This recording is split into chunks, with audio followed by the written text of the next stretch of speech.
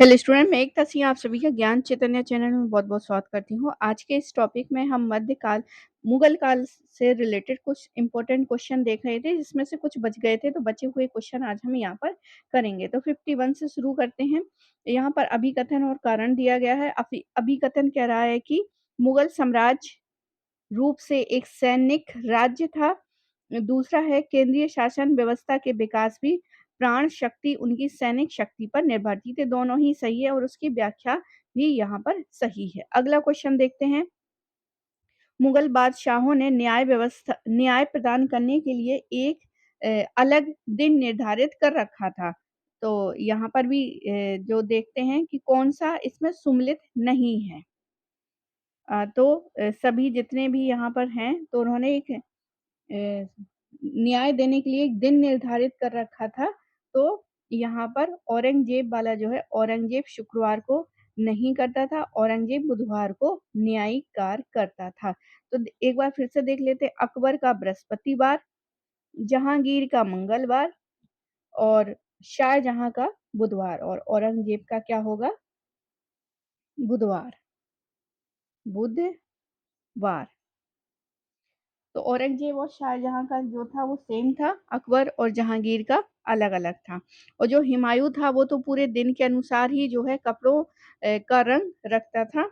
ये भी यहाँ पर इम्पोर्टेंट है। व्याख्या देख लेते हैं। तो औरंगज़ेब बुधवार को न्याय करता था, शाहजहां भी बुधवार को करता था, जहांगीर मंगलवार को करता था और अकबर बृहस्पतिवार को न्यायिक कार्य करता था। मुगल साम्राज्य में काजी उल कुजात न्याय से संबंधित अधिकारी था।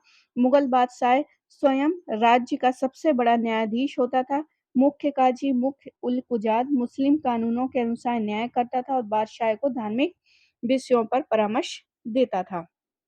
वित्तीय व राजस्व का प्रधान अधिकारी दीवान या वजीर होता था। पुलिस विभाग का अधिकारी कोतवाल होता था।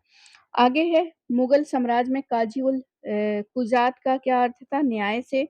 जवाबित क्या था? एक कानून था, राज्य कानून था जवाबित। जवाबित जो है मुगल काल में बादशाहों द्वारा राज्य की आवश्यकता के लिए बनाए गए कानून होते थे, यद्यपि धार्मिक कानून भी साथ-साथ चलते रहते थे। मुगल कालीन फारसी शब्दावली में किसी राज्य के राजदूत या राज्य प्रतिनिधि को एल्ची अथवा साफ़िर कहा जाता था। एल्ची मुख्यतः यूरोपीय दूतों के लिए प्रयोग होता था, जबकि पड़ोस के भारतीय सैनिकों के दूत को साफ़िर कहा जाता था। मुगल काल में मेलमिन मेल्लिम एक जहाज का नाम था, जिसका प्रयोग दिशा सूचक के रूप में किया जाता था। तो मेल्लिम जो है बहुत इम्पोर्टेंट है। मेल्लिम नहीं है, मौल्लिम है, मौल्लिम, जो कि जहाज का एक नाम था और दिशा सूचक में इस्तेमाल किया जाता था। 16वीं शताब्दी की मुगल प्रशासनिक शब्दावली में एल्ची अथवा साफ़िर शब्दों का क्या अभिप्राय है? तो एल्ची और साफ़िर जो है राजदूत हुआ करते थे, राजदूत। ए ऑप्शन सही है। मुगल काल में मौल्लिम क्या था? एक जहाज का नाम था। आगे देखते हैं। निम्नलिखित विदेशी यात्रियों को उनके भारत आने के कालक्रम अनुसार व्यवस्थित करना है। William Hawkins, Ralph Fitch, Thomas Roe, Nicholson Down. तो यहाँ पर सबसे पहले जो है रॉल्फ फिच आएगा, फिर उसके बाद विलियम हॉकिंस, फिर रो, फिर निकोलसन। निकोलसन उससे पहले है और जो सर थॉमस रो है वो सबसे लास्ट में। तो ए ऑप्शन यहाँ पर सही होगा। आगे देखते हैं अगला क्वेश्चन। यहाँ पे फिर से वही विदेशी दिए गए हैं, विदेशी यात्री और उनका यहाँ पर पुस्तक दी गई हैं।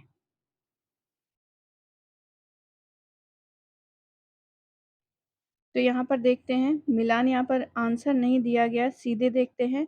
फ्रांसिस पेलसर्ट रिमान रिमांस्ट्रेटो रिमांस्ट्रेटो हो जाएगा। फिर एडवर्ड टेरी का the voice of East India Company, Edward Terry का।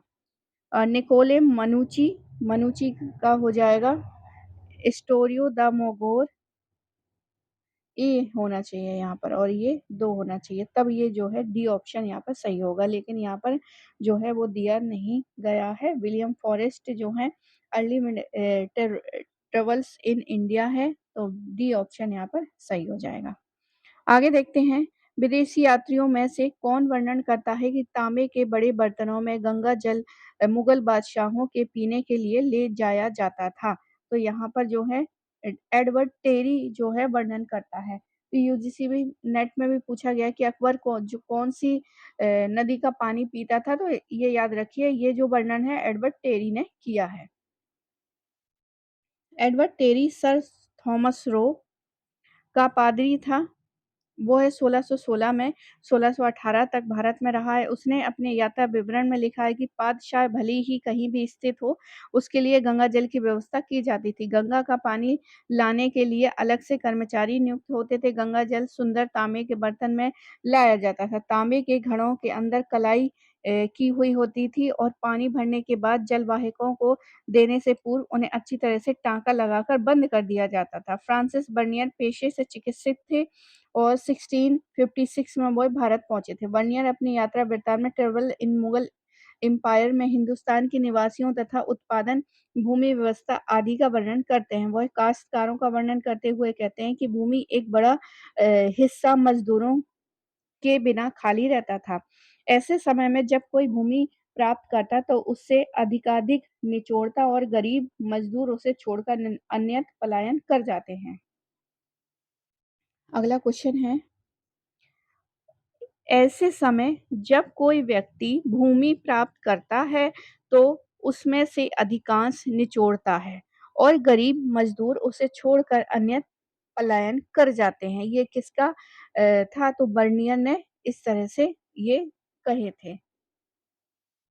आगे देखते हैं, इसकी व्याख्या में हॉकिंस जो है 1608 में आया था। वो फारसी का अच्छा जानकार था और उसने जहांगीर के व्यक्तित्व, महल आदि का वर्णन किया है। अगला क्वेश्चन है, इसमें मिलान करना है और जो सही नहीं है वो अकबर जेरोम जेवियर था, जहांगीर भी सही है, शाहजहां भी सही है, औरंगजेब एडवर्ड टेरी ये सही नहीं। एडवर्ड टेरी किसके समय था? जहांगीर के समय में था। तो 1616 में भारत आया था Edward Terry. Sir Thomas Roe का पादरी था। पीटर मुंडी अंग्रेज यात्री था जो शाहजहां के शासनकाल में 1613 में भारत आया था। औरंगजेब के समय जॉन डी थेनेवाड 1600 1666 ईस्वी में गोयल करेरी 1695 में भारत आए थे। आगे देखते हैं, अगला क्वेश्चन है, अकबर और उनके सामने जो है दीवान, मतलब किसके समय में कौन से दीवान थे ये यहाँ पर मिलान करना है। तो अकबर के समय पे मुजफ्फर खां थे, जहांगीर के समय में ग्यास बेग थे, जहांगीर के समय में ग्यास बेग, शाहजहां के समय में शाहजहां के समय में सादुल्ला खां थे, औरंगजेब के समय में सादत खां थे। तो डी ऑप्शन सही हो जाएगा। अकबर के समय मुजफ्फर खां, जहांगीर, एतमादुद्दौला, शाहजहां, सादुल खां, औरंगजेब, असद खां। अगला क्वेश्चन है, सूची 1 और 2 से मिलान करना है। तो यहाँ पर जजमानी जो है, जजमानी वो उत्तर भारत में ही थी। 12 बलूट कर्नाटक में नहीं थी, महाराष्ट्र में थी। और मिरासी मिरासी जो थी वो कर्नाटक में था। और अडाडे अडाडे था तमिलनाडु में। इस हिसाब से बी ऑप्शन यहाँ पर सही हो जाएगा। काफी इंपॉर्टेंट है, जजमानी उत्तर भारत, बाला बलूट महाराष्ट्र, मिरासी कर्नाटक, अडाडे तमिलनाडु। आगे देखते हैं अगला क्वेश्चन, महाराजा जयसिंह द्वितीय ने वेधशालाएं बनवाई थी। दिल्ली में बनवाई थी, जयपुर में, बनारस में, उज्जैन में। तो आंसर डी ऑप्शन सही हो जाएगा। तो यहाँ पर जो है बनवाई थी। बाकी यहाँ से देखते हैं, उन्हें जो है मिर्जा राजा की उपाधि मुगल बादशाह जहांदार शाह तथा सवाई की उपाधि जो है फर्रुखसियार ने दी थी। उन्होंने 2 अश्वमेध यज्ञ भी करे थे, ये इम्पोर्टेंट है। मिर्जा राजा जयसिंह ने अश्वमेध यज्ञ किए थे 2। अगला क्वेश्चन है 18वीं शताब्दी का वो कौन हिंदू शासक था जिसने 2 अश्वमेध यज्ञों का आयोजन किया था? तो जयसिंह, सवाई राजा जयसिंह। मिर्जा राजा जो है वो उपाधि दी थी फर्रुखसियर ने, सॉरी, मिर्जा राजा की उपाधि दी थी जहांदार शाह ने और सवाई की उपाधि दी थी फर्रुखसियर ने। आगे निम्नलिखित में से किसने दिल्ली में खगोलीय वेधशाला जिसे जंतर मंतर कहते हैं बनवाई थी? जयसिंह द्वितीय ने।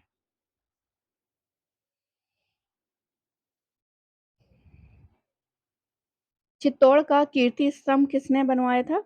राणा कुंभा ने। महाराणा कुंभा द्वारा निर्मित जय स्तंभ जो शिलालेखों में कीर्ति स्तंभ के नाम से प्रसिद्ध है। ये स्तंभ 12 फीट ऊंचे, 42 फीट लंबे और व चौड़े चबूतरे पर 122 फीट की चौड़ाई गौरवान्वित है। यह स्तंभ जो है 9 मंजिला है। ऊपर जाने के लिए सीढ़ियां बनी हुई है। हर मंजिल पर चारों दिशाओं में झरोखे बने हुए हैं। 8वीं मंजिल पर 4 प्रशस्ति ताके हैं जिन्हें पढ़ना और कठिन है, जिसका निर्माण मालवा के शासक महमूद खिलजी पर विजय की याद कराया गया है। इसे हिंदू देव शास्त्र का चित्रित कोश कहा गया है। आगे देखते हैं जाट समुदाय को प्लेटो किसने कहा था? तो आंसर सूरजमल। जाटमल को सॉरी सूरजमल को जाट समुदाय का प्लेटो कहा गया है। 1756 में सूरजमल जाट राज्य का उत्तराधिकारी बना। उसने इस जाट राज्य को चतुराई, सूक्ष्म बुद्धि तथा सूक्ष्म दृष्टि दी।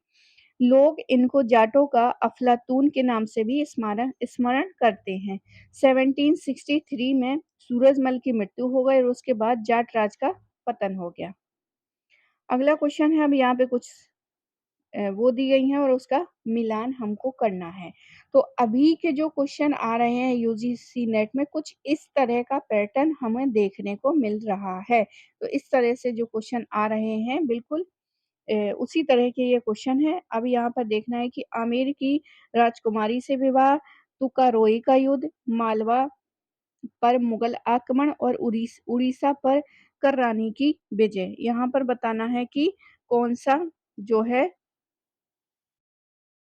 इसमें कालक्रम में हमको बताना है। तो यहाँ पर सबसे पहले जो है मालवा का मुगल आक्रमण, ये सही हो जाएगा। मालवा का मुगल आक्रमण, फिर उसके बाद जो है उसका विवाह हो जाता है। फिर उसके बाद जो है उड़ीसा का कररानी की विजय और दूसरी है तुकारोई का युद्ध है।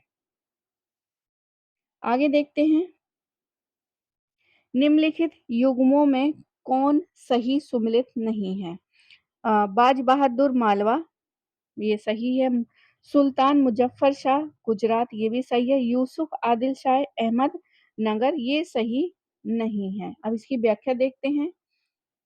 बाज बहादुर मालवा का शासक था जिसे 1662 में अकबर के सेनापति अब्दुल्ला खां उज़्बेक ने सारंगपुर का युद्ध जो है 29 मार्च 1561 में हराकर मालवा को छीन लिया था और बाद में बाज बहादुर को 2000 की मनसब देकर दिल्ली भेज दिया गया था। 1407 ईस्वी में जफर खान ने सुल्तान मुजफ्फर शाह की उपाधि धारण की तथा गुजरात सुल्तान पर शासन किया। यूसुफ आदिल शाह बीजापुर का सुल्तान था जिसने आदिल शाही वंश की स्थापना की थी जो 1686 ईस्वी तक कायम रहा। जब जबकि अहमद नगर का संस्थापक निजामुल मुल्क का पुत्र मलिक अहमद था जिसने निजाम शाही वंश की स्थापना की थी। शाहजहां ने 1633 में उसे मुगल साम्राज्य में मिला लिया था और कुतुब शाह गोलकुंडा में कुतुब शाही वंश का संस्थापक था जिसे 1687 में औरंगजेब ने मुगल साम्राज्य में मिला लिया था।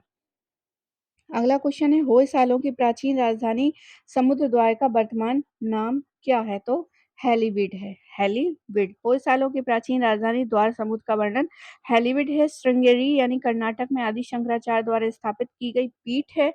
बेलूर यानी पश्चिम बंगाल में स्वामी विवेकानंद ने रामकृष्ण मिशन की स्थापना की थी। अब यहाँ पर जो है फिर से एक अधिकारी उनके कर्तव्य ठीक सुमेलित हैं वो बताना है। अमीर-ए-हाजिब दरबारी शिष्टाचार, ये सही है। बरीद-ए-ममालिक, ये गलत हो जाएगा, ये भी गलत है, ये भी गलत है। बंदेगान, ये दासों से रिलेटेड था, तो ए ऑप्शन यहाँ पर सही हो जाएगा। दिल्ली सल्तनत के विभिन्न पदाधिकारियों में अमीर-ए-हाजिब का संबंध दरबारी शिष्टाचार से था। बरीद-ए-मुमालिक जासूसी विभाग का प्रधान था, जिसका अलाउद्दीन के काल में हो रहे अमीरों के विद्रोह को दबाने में महत्वपूर्ण भूमिका थी। सर जॉन डार की नियुक्ति बलबन के काल में हुई थी। यह सुल्तान के अंगरक्षकों का प्रधान था। फिरोज तुगलक को दासों का बहुत शौक था, अतः उसने दीवान-ए-बंदीगान नामक दास विभाग की स्थापना की थी। अगला क्वेश्चन है, बेगम समरू ने एक अति प्रसिद्ध चर्च का निर्माण करवाया था। अब ये बेगम समरू जो है चर्च जो है कहाँ पर है? सरधना में। कहाँ पर है? सरधना में। बेगम समरू ने सरधना में एक चर्चित अ, चर्च का निर्माण करवाया था, जिसका वास्तविक नाम है फरजाना जेबू मित्रा। इन्होंने नृत्यांगना के रूप में अपने जीवन का प्रारंभ किया था। बाद में सरधना मेरठ के निकट की प्रशासनिक बनी। इसके पति का नाम वाल्टर रेनहार्ड सेम्ब्रे थे। इसके द्वारा निर्मित चर्च को Basilica of Our Lady of Grace के नाम से जाना जाता है। इनका देहावसान जो है 1836 में हुआ था। तो आई होप आपको ये वीडियो पसंद आया होगा। पसंद आया तो प्लीज़ लाइक करें, शेयर करें, सब्सक्राइब करें। मिलते हैं हम अगले वीडियो में। पूरा वीडियो देखने के लिए आप सभी का बहुत-बहुत धन्यवाद।